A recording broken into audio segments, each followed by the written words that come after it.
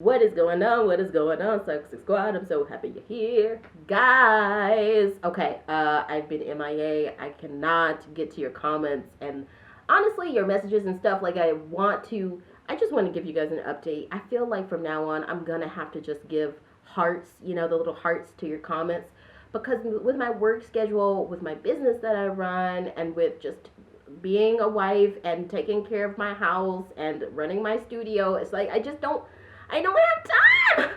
But I want y'all to know that I love you so much. So I don't think I'm going to be able to have time to respond to every comment from now on. But I will respond to comments. I will. I will. I just don't think I'll be able to do all of them. But I'll definitely be putting all the hearts, all the likes, and everything in there. But don't don't think that I don't love you. I love you guys so much. But anyway, Sussexsquad Squad, Meghan Markle is getting some of her light back. She is getting some of her light back, and we need to talk about that. Um, One of the other worst parts is that I'm not looking at the like live streams and all that stuff like that I would love to with you guys in real time. I'm watching them after the fact and stuff. Um, so I don't really get to really have that two-sided conversation with you guys. So that's why we're gonna have to kick up another live stream for us. I don't know when, but I want one really soon. But we're seeing Meghan out more, like how do I put this? I feel like we've been getting a lot of talk through Harry and Meghan's spokespeople, because it's just like at some point they were like, dude, we cannot do this. We can't keep having, the trashy, corrupt tabloid media take everything that we say and blow it out of proportion. So I feel like at some point Harry and Meghan was like, bro, we gonna send everything through the spokesperson. But there's a flaw in that, right? She's an artist, she's a creative person, she's a warm spirit. She loves being around people. Like, she is an actress, she's a performer, like she lives in one of the most fun cities in the world. She deserves to enjoy her life, and I feel like she hasn't been able to do that recently. And we've been seeing her more recently. Now, let me just say this. Maybe it wasn't in the way that we wanted to see her. Maybe it wasn't necessarily, like her having long extended talks with, you know, um, cinematographers or interviews. I know we would love some interviews, right? Um, but it's been more like she's been spotted on her way to like boutiques or stores or restaurants and things like that, or a concert. But I feel like that right there is proof to me that she's getting her light back, y'all. Because I feel like there comes a point, in narcissistic abuse with survivors, which I feel like many of us in Sussexsquad Squad, the reason we understand the Sussexes on such an inherent level is because we all are empaths and we've been at the hands of narcissists before. This whole smear campaign, the UK, trashy UK tabloid media, the very super mean girl, mean boy, senior royals that have enacted this war against Harry and Meghan, they are like the storybook narcissists. They're like the dictionary definition of a narcissist. They feel like they made you. When you walk away, they want to punish you. They're very insecure, but at the same time, they're power hungry. They're willing to deceive and lie, basically, to get what they want. It's like there's so clear a narcissist and an abuse survivor in this story, and Harry and Meghan are the survivors. They've survived, and us seeing Meghan out more, I feel like is proof that she is a survivor, and it's proof that, because I have to say, for a while I was worried. I was worried as someone who has gone through that phase after the narcissist has used their nasty, gross, evil little toolbox to just make you like question who you even are.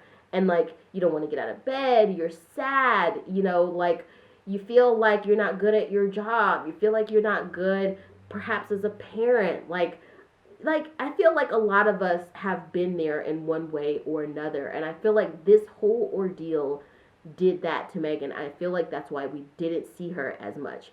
Yes, I feel like in one sense she was protecting her mental health, but I feel like in another sense maybe she was a little defeated. Maybe we are hesitant to say that, but it's human nature. We're just humans. we're fragile. And so that's why I feel like I have been so adamant in speaking up for the Sussexes. And I feel like that's why many of you have the same thing. It's like we saw that there was like a wounded baby bird in need. I don't want to describe it like that, but you know that thing. It's like yeah, if you could think back to a time when maybe you were younger, and your older sibling, maybe you were the younger sibling and your older sibling got their heart crushed by some guy or some girl in the school, and you went in the schoolyard and towed them off. It's like we've got that big brother big sister protection thing wanting to go on. So there's this article from Elle, and it's entitled "Why Meghan Markle Has Let Herself Be Photographed Out More." She's not seeking it out.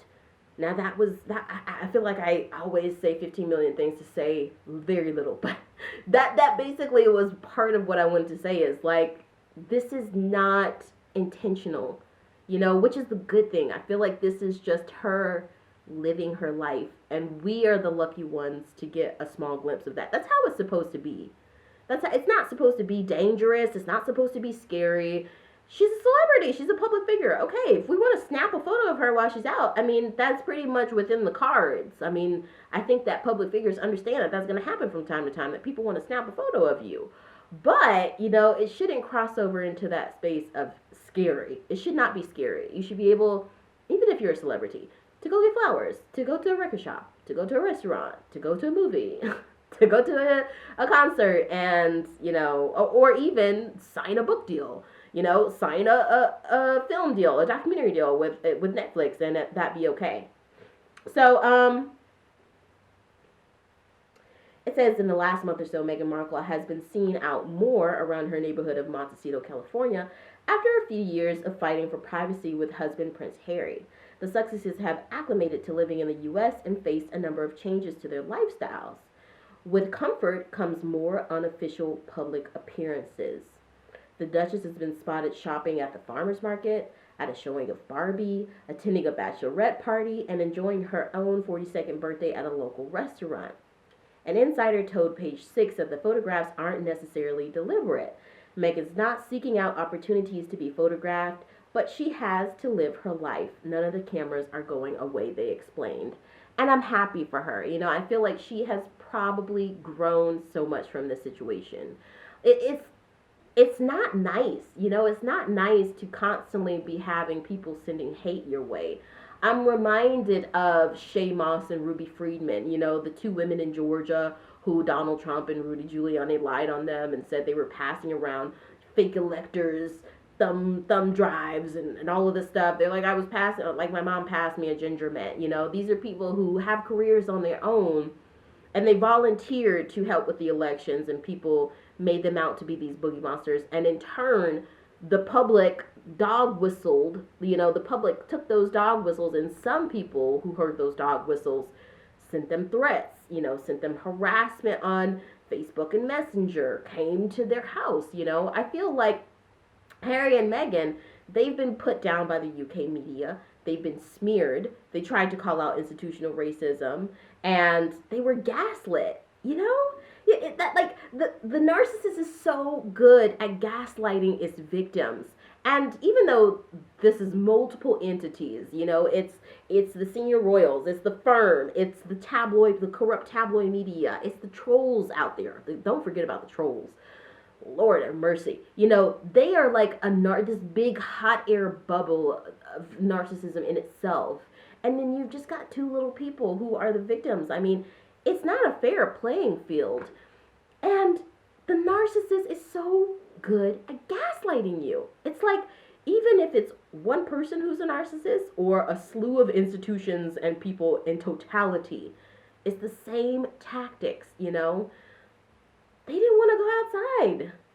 I mean, how many of you have been at the hands of narcissistic abuse and you didn't want to go outside? You didn't want to leave your house. You didn't want to leave your apartment because you just thought that you were the scum of the earth, but really the narcissist was the scum of the earth. But there comes a point when you finally reach into survival and you're like, I can't do this anymore. I got to get back to being me. I feel like Meghan Markle is there. Lord bless her heart. This is another article by Celebici. This is from Kaiser. It's entitled Duchess Meghan and her team are hard at work on a surprising new project. Now, let me just say right here, the fact that we're seeing both her out and about living her life, we're also seeing her working on projects. That right there really, really soothes my soul. And I hope that the Lord really blesses Meghan, her family, Prince Harry, Archie, Lily, Doria. I really, really hope that they can continue on with this, because it's a hard balance to find, right? It's a hard balance to find between doing the projects and keeping on those missions that are good, that help humanity, while not getting deterred, while not getting discouraged. And it's really, really hard, when you've got this big group think where people are gaslighting you and making you feel like doing the good thing is doing the bad thing. I was recently watching a video. Let me give you the name of it, because I see that many of you who watch my videos about Harry and Meghan also watch my videos about narcissists. So I get the idea that you guys are seasoned vets just like me, and I watched this great video. Okay, here we go. This video was from Narc Daily, and it's called When the Narcissist Realizes What They Lost, and in parentheses it says you. Okay, Narc Daily, When the Narcissist Realizes What They Lost, in parentheses you. Guys, I'm going to make a video just about that video really soon. But, please check it out, because it's like, dude, it really blows your mind, because the narcissist makes it seem like they are just the friggin' king of the land, queen of the land. And again, in this case, the narcissist is very many different entities. They've made Harry and Meghan feel like they've gaslighted them to such a deep extent that's caused mental health problems, that's caused miscarriages, that's caused them to have to flee, that's caused them to have to ramp up their security and spend a whole lot of money on security, likely much more than a lot of other celebrities of the same sort of, standing and financial and social standing have to. They've done that, and it's because the narcissist realize, and the narcissist being the entirety of the UK, basically, the trolls online, the people who keep smearing them, the other celebrities who are jumping on that gravy wagon by smearing them, when they realize that they've lost you, it hurts them deeply, deeply, deeply. And they will make you for a while not want to go out. They'll make you for a while not want to just enjoy the things that you did before. I think back to how they attacked Meghan's career. Think about that, the fact that... Okay, I told you guys I was talking to my husband, and he was like, it's so funny about haters because they're almost never doing better than you. And it's so true. Think about the fact of, Meghan and her acting career.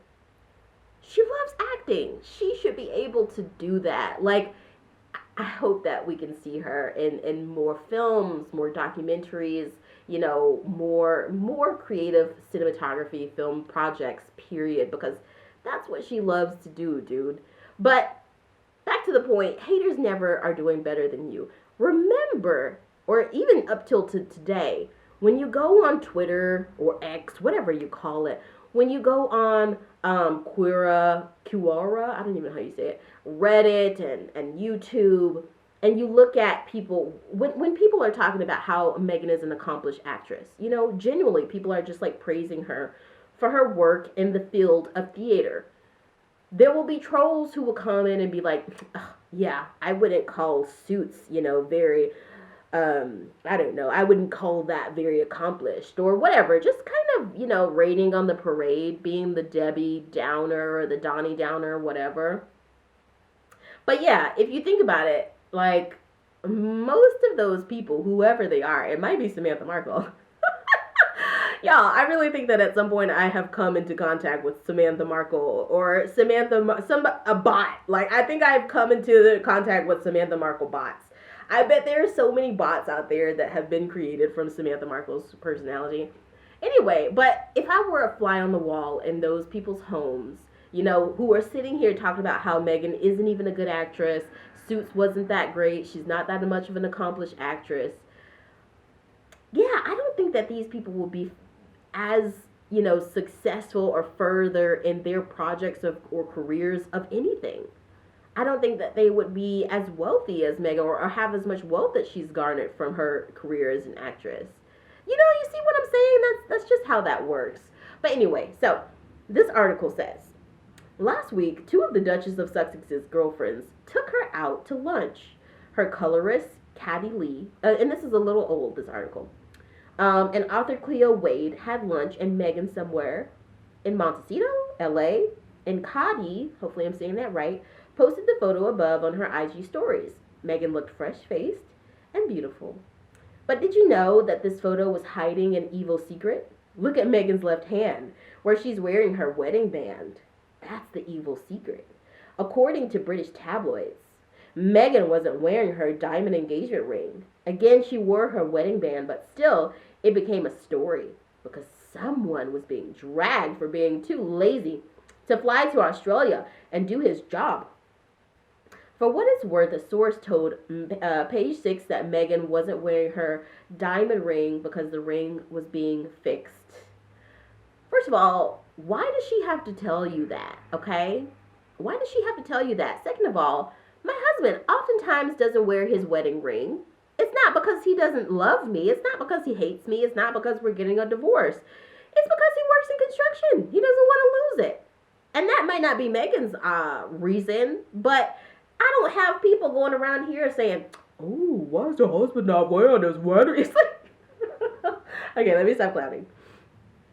Kaiser goes on to say, I actually hope some of this is the truth. I hope Meghan is preparing to launch something new. I hope they're at peace. I hope they found their personal and professional rhythm. The privacy stuff is a kind of fascinating too. I really thought about it that way, that the Windsors pushed the storyline that all Harry and Meghan wanted was to go away and be private. The thing is, Harry did speak about wanting privacy for years, but I think Meghan has a more nuanced understanding of what privacy means to her and how best to use the attention she already gets. That being said, they're trying to make Meghan sound like a fame whore, when really she disappears from public view for months at a time. They're basically saying that Meghan is making fame whore moves every time she leaves her house because she could be photographed by a paparazzi. It's insane. Like, could you listen to how logical that sounds? There's still, even with that logic right there still will be people who say, oh, she's so attention seeking. Like, seriously, let me break it down for you, derangers, because I know you guys crawl up on my videos. I know you do. Like, just go ahead and subscribe. Just go ahead and join our community and come over to the light. Come over to the light. I know you're there. But let me just explain this in a logical way. Okay, derangers. When you leave your house to go to see a movie with your kid, or when you leave your house to go to a concert, or when you leave your house to go to work, or when you leave your house to go get flowers for your wife or your husband or whatever for their birthday or your anniversary, do you think that you're being a fame whore? Okay, I digress. All right, I'm done. So this is an article, Prince Harry and Meghan Markle's new inner circle, who's in and who's out of the elite friend group, and this is from the New Zealand Herald. Now let me just say this. I don't want to sound preferential, but usually when I'm looking at articles about Harry and Meghan, I try to go for the American sources, because usually, even though America has got some problems going on right now, it's got like some existential problems going on, they usually are Team Sussex, okay? With the exclusion of some nasty, trashy tabloids like Page 6, TMZ.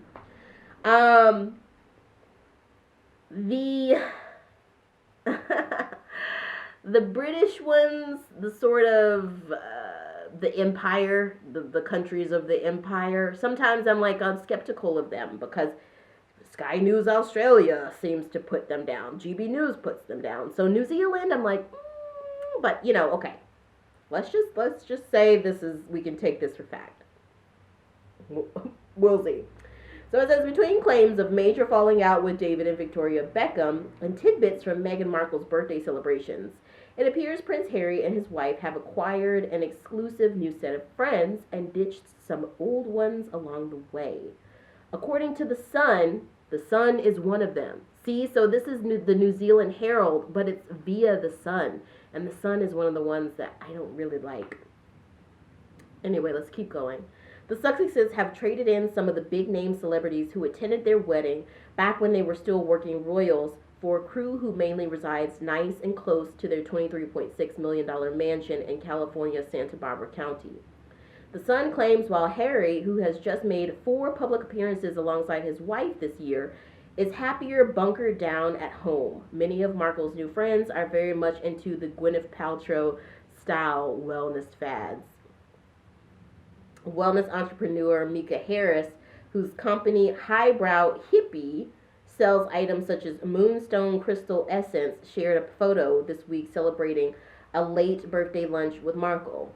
I mean, that right there, the way they say it, you know, Gwyneth Paltrow style wellness fads, is condescending.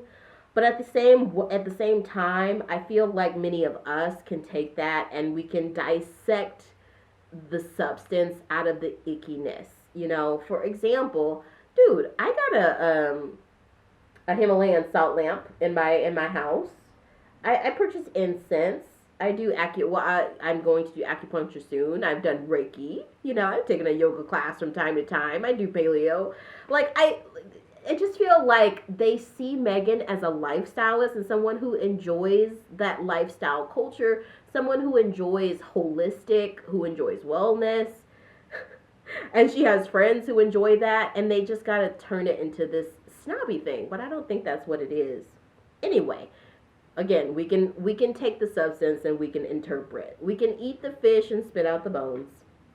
When Harris is not pictured, Markle's hairstylist Cotty Lee and poet Cleo Wade are seen on either side of the Duchess. Meanwhile, neighbor Ellen DeGeneres and wife Portia de Rossi are believed to have become close with the royal couple.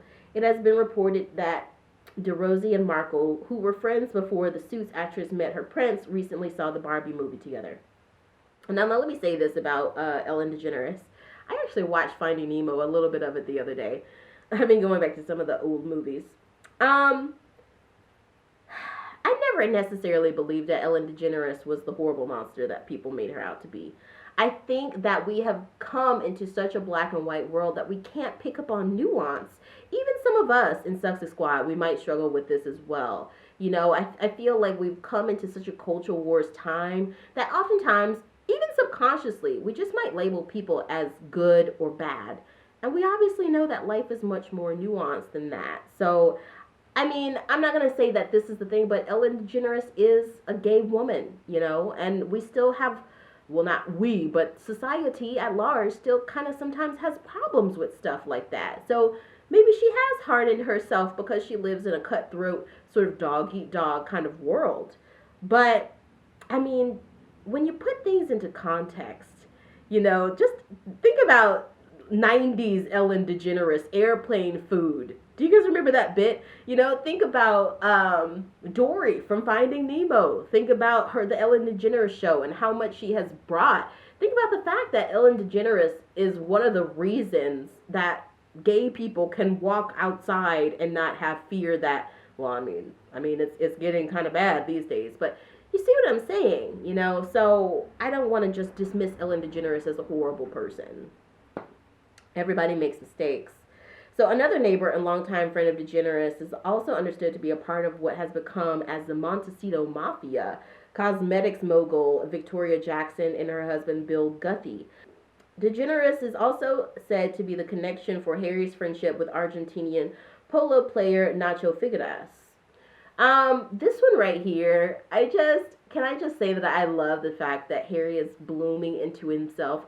I feel like to a certain extent Prince Harry is experiencing sort of what he was never able to experience while he was a full-time working senior royal back in the UK, and under sort of mommy and daddy or stepmommy and daddy's thumb. You know, he can have that cool friend group.